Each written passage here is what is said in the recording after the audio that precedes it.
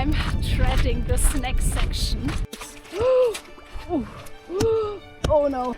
Crazy how remote it is. I'm really tired, and I think Otto's really tired too. Just wow, this looks so wild. If you're new here, hi, I'm Elli. I'm a long distance hiker and backpacker. And this is Otto, my hiking buddy and former stray dog from Croatia. Together we take you on the Cape Wrath Trail, one of the UK's toughest long distance hikes.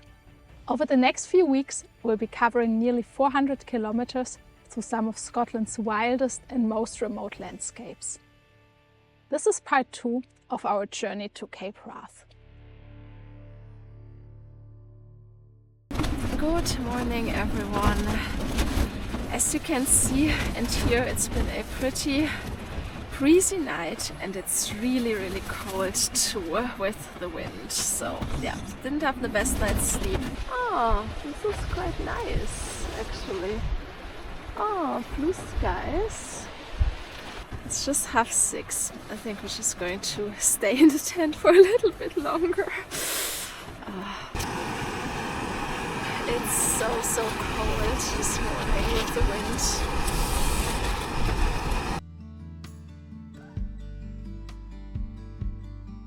It's bitterly cold, so I packed up quickly.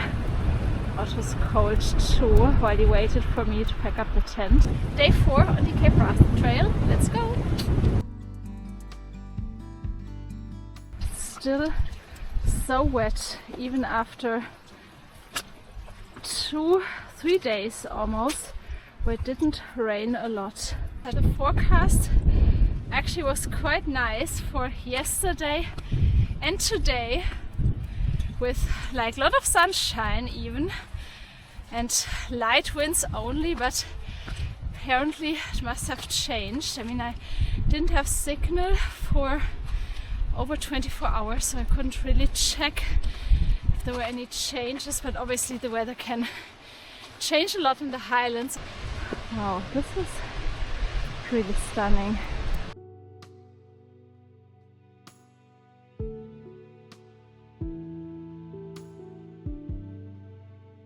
Our first look over Loch Nevis.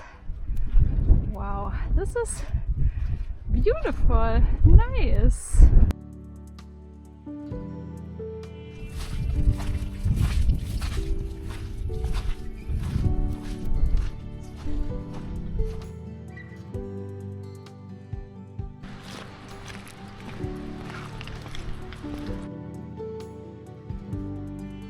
My plan for today, or for this morning, is to basically get to Surlis, and once I'm down there I'm going to make another coffee and have my breakfast just to be sheltered, because I want to wait a little bit for the tide to go out, because that makes crossing the marshes near the bothy a lot easier, and it's basically high tide now, so I want to wait at least an hour and a half past high tide before we get going, just to make it a bit easier, because the boggy sections are quite rough, hard to negotiate. They're basically hell.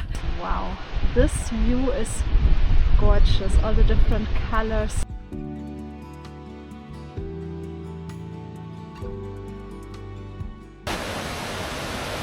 Oh, he's so brave. Oh, he's so cute.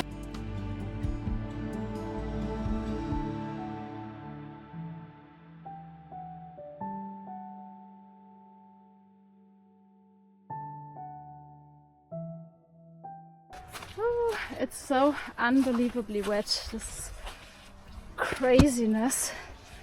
Probably some real foreshadowing. It's oh no, look at that. Oh no, wow, this was deep. Whoa. And there's probably quite a bit of foreshadowing when it comes to our section this afternoon, because this will be very boggy.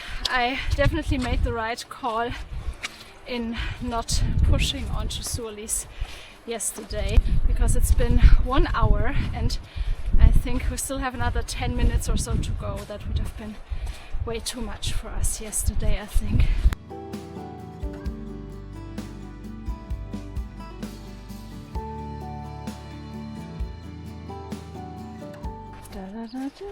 We've made it. Oh, can't wait to have another coffee and a tea now.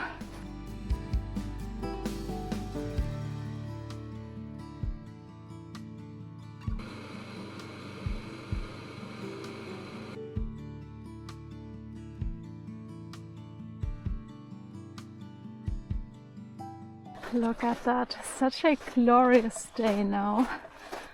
Wow, so beautiful. We just had a nice over 2 hour breakfast break in the bothy.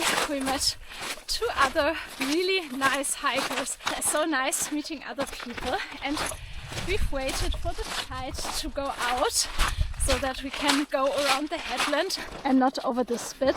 The clouds are disappearing, the sun is out, it's getting a bit warmer now. This is so nice now, with obviously quite a bit to go.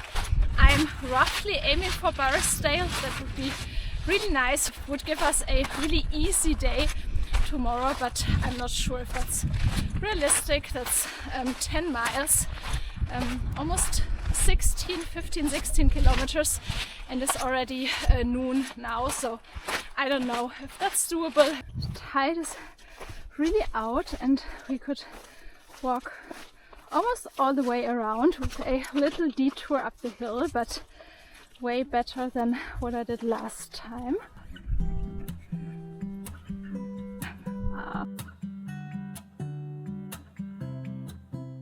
As you can see, when the tide is out, there's a little path almost that appears, which is not boggy because that's usually where the water is. The boggy part is inland, and then almost like a maze, you just walk over these bits that are sticking out, these grassy parts, and then it should be not too hard crossing it.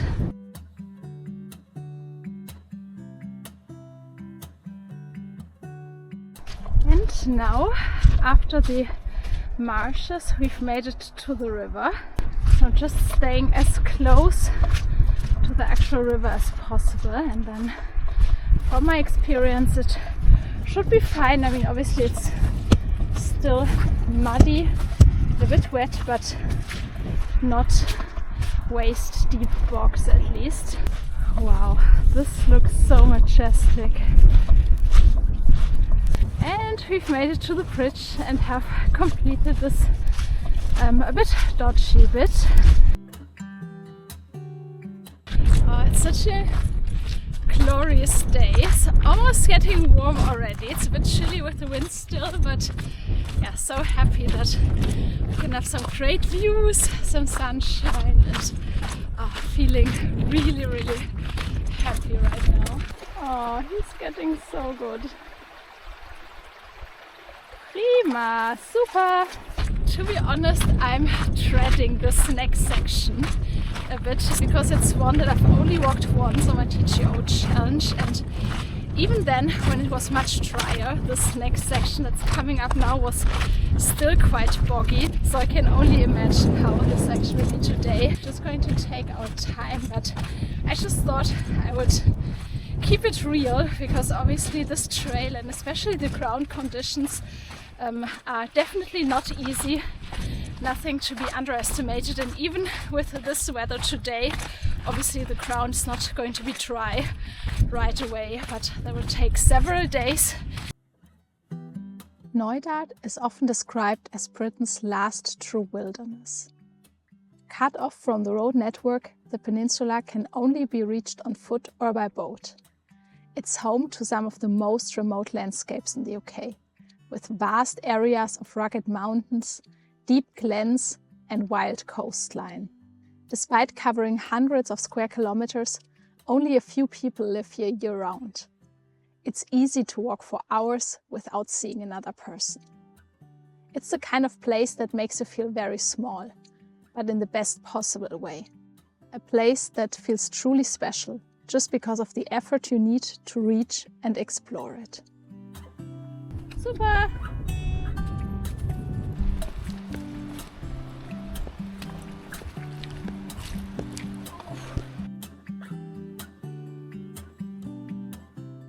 The path is a lot more indistinct now again, quite hit and miss, and the bogs are back.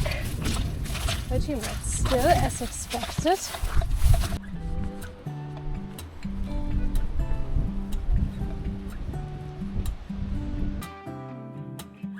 The path is now getting quite rough, quite close to the edge.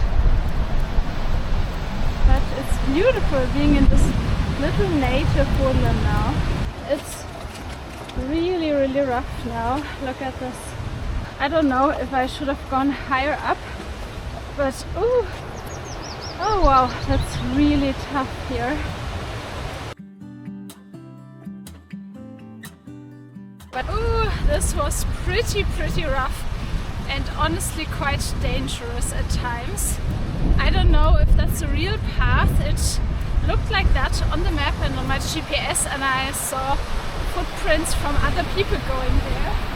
And now I can see a little path that goes a bit higher up away from the really steep rocks that I maybe should have taken, but I only saw it now coming out of it. I remember a really beautiful spot by the river that should come up in just a couple of minutes, and I'm going to take my lunch break there and yeah, just enjoy the sunshine, rest for a bit.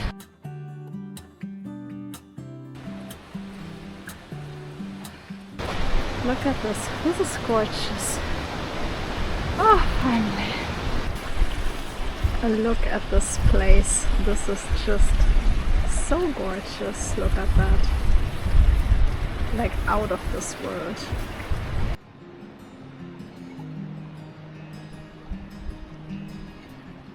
This is so nice.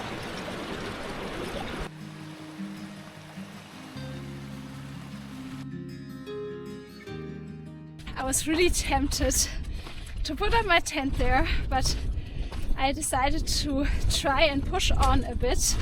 It's not too far from Barisdale. There's a bit more of rough terrain, about 2 kilometers, but then once we're up at the Bylach it should get a lot easier. So I thought I might just push on a little bit. Unbelievably beautiful. It's so nice. If only the ground was a bit more dried out already, but for the rest it's just perfect hiking conditions. Honestly, it's so nice.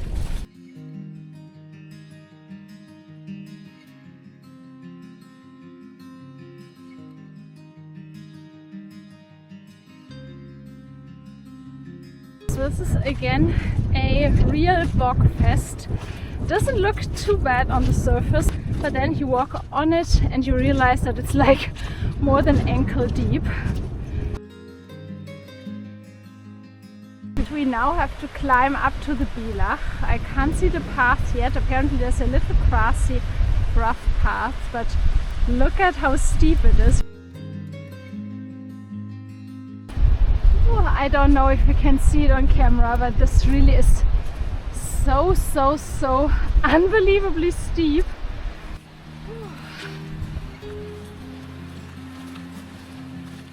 Oh, this is really hard work. 25 minutes later, the view is absolutely stunning. Oh, look at that. We're on a path. Oh, this is nice. Oh, finally. Woo. Okay, now it's going to get a lot easier for the last 5 kilometers, I think 4 to 5 kilometers. Oh, this is so nice. This was such a hard day. It was beautiful, but also really hard work. Yesterday was a really hard day. Oh, this was rough. Wow. Crazy how remote it is. Wow. I tried to put on a brave face and tell myself everything was fine. But honestly, I was finding this section tough. More than anything, I was worried about Otto. I kept checking his paws, wondering if the endless bog and rough ground were taking their toll. And then there's that strange feeling that comes with being this remote. Looking at the map and realizing there's no easy way out. No road, no village, no quick exit. That's an unsettling feeling when you're responsible for someone else.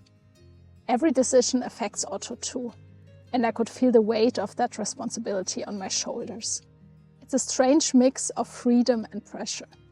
Being deep in this beautiful wilderness, knowing the only real option is to keep moving forward. We've almost made it. I can already see a couple of buildings and the bothy down there. This is Barisdale. It feels like we've had a really long day, and we actually had a long day. It's already past 6 p.m. and we have only done not even 17 kilometers. I mean, we had a long break in Surlees and then another one by the river, but still just shows how rough this section is, how slow going it is. And yeah, I'm really tired, and I think Otto's really tired too. The views are stunning, so epic.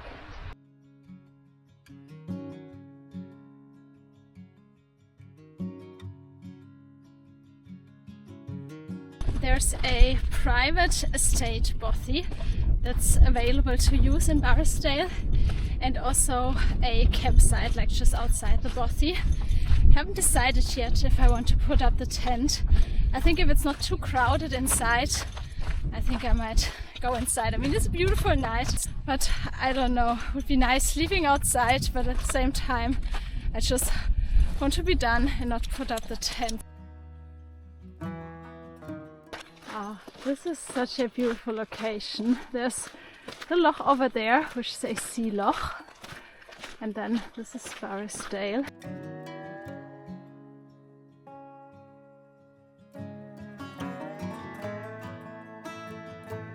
This is our home for tonight. There was an entire empty room, so I have decided that we're going to sleep here. Otto already had his dinner, and now I'm going to have my dinner too. Oh, so hungry. It's been a really hard day, even though it wasn't even that long. But yeah, really looking forward to having some food now.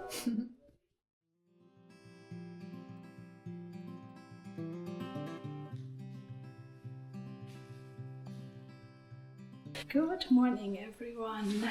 Otto and I had a really good night in the bothy. I even washed my hair, which was so necessary after 4 days. And yeah, we slept in a little bit. We're having a slow morning. Otto is still asleep, and I'm having a second coffee.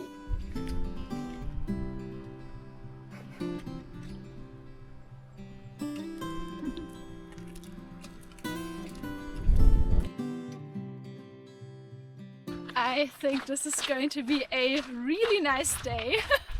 I got to wash my hair this morning, which feels incredible, and my pack is so much lighter than it was when we started, because obviously we've been eating our food. We're going to have a short, easier day today. It's only about 10 kilometers to go to Kinloch Hourn. I'm really excited to go to the tea room there to have some food, a coffee, just taking it easier today. The past couple of days with the boggy, rocky terrain have been a bit rough and I think a bit hard for Otto. So it's going to be nice taking it slower today. And yeah, day 5 on the Cape Wrath Trail. Let's go! I still remember this stretch from my TGO challenge, and I had basically the same weather back then.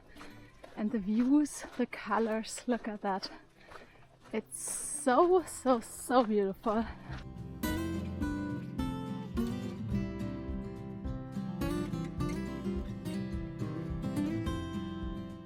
All the way in the far back, this is the Isle of Skye already. Wow, it's so beautiful. so lucky to have such a nice day again.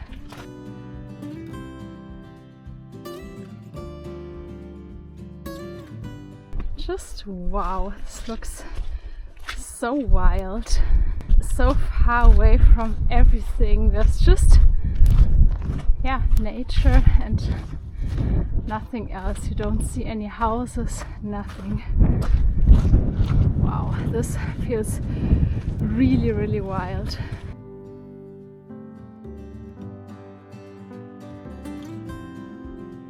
The path to Kinloch is quite well defined, so no navigational issues or problems. It's quite straightforward.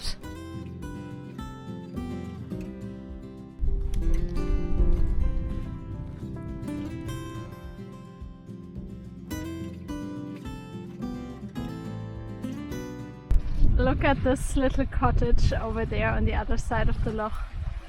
Oh, this would be such a dream to own a little cottage like this that's only accessible by boat. This is unbelievable. So gorgeous, such a perfect day.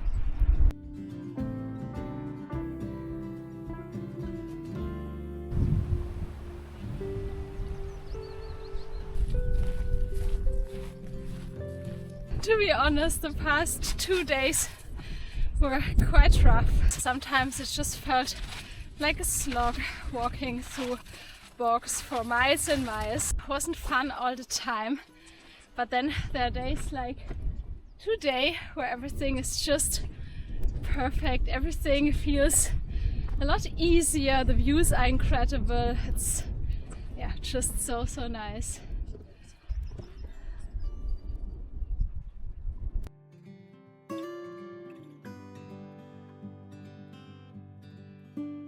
What a perfect spot for a little break. We're about 7 kilometers in, so it's not too far to Kinloch, just another 3.5 kilometers.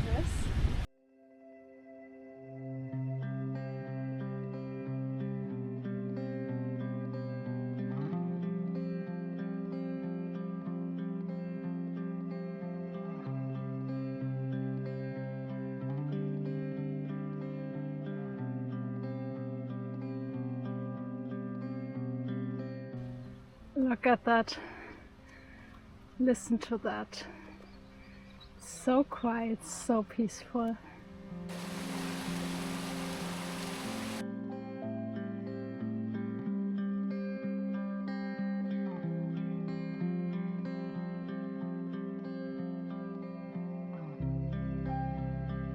Such a beautiful walk. It's really incredible. This feels like a real coast path now. Oh, this would be quite hard if it's wet and slippery, I think. Oh. Reaching Kinloch, I couldn't help but wonder what life is like out here. Sitting at the very end of a 25-mile dead-end road, it feels a world away from everywhere else.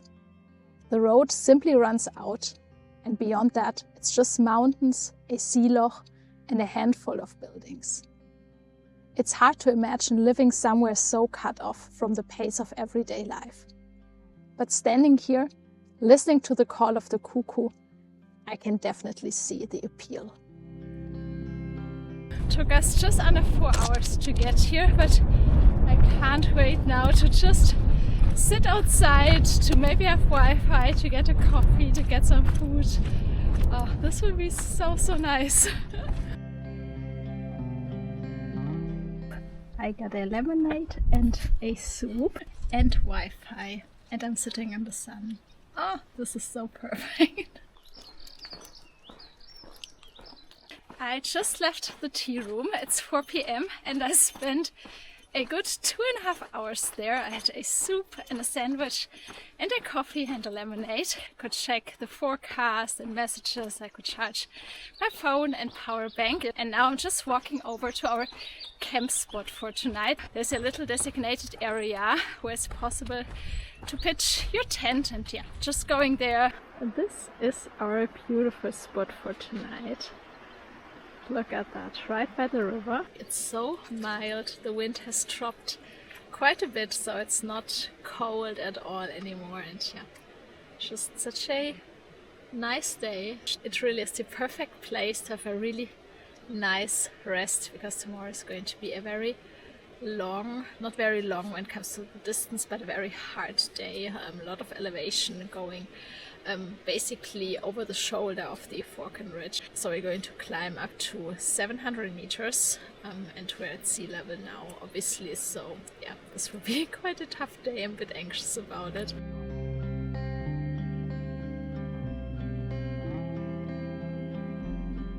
Now, to finish off the day, I'm going to do a little recap on the map again. This is where we were pitched yesterday morning, just after crossing the river Finiskaig. And then we walked down to Suorlís Bothy and to Loch Nevis. For this part, there's a pretty well-defined path. It's a bit rocky, so it can be quite wet and a bit slippery. This is a really nice place to stay. You can also pitch your tent outside because it's quite a small bothy and it's quite popular, so it's probably going to be quite busy, but definitely be aware this section, because there's so many deer here, there are lots of ticks, so definitely be aware of that, just in the area in general. And then from the bothy, you're basically going to walk either around the headland, but that's only possible at low tide. If the tide is in, you basically need to go up and over this hill. It doesn't look like much, but this is actually quite rough and really, really steep in places, really boggy, and there's no real path. And then this is the notorious bit, so to say, because it's really, really, really boggy. It can go up to your waist in places, so definitely stay as close to the shoreline, to the coast basically, and then to the river Kinloch as possible. Don't shortcut and go inland. The more you go inland, the boggier it will get. And yeah, this is really, really wet. Up until you get to the bridge and you're crossing the river. And then after the river, there's a good 4x4 track for a little bit. But then the path gets really indistinct and really, really boggy. You can't really get lost because you're following the river. This bit, basically in this little woodland, that's very rocky and it's quite close to the edge, and you could fall down several meters into the river. So if I would do it again, I would go a bit higher up. There's another little footpath that's on the map.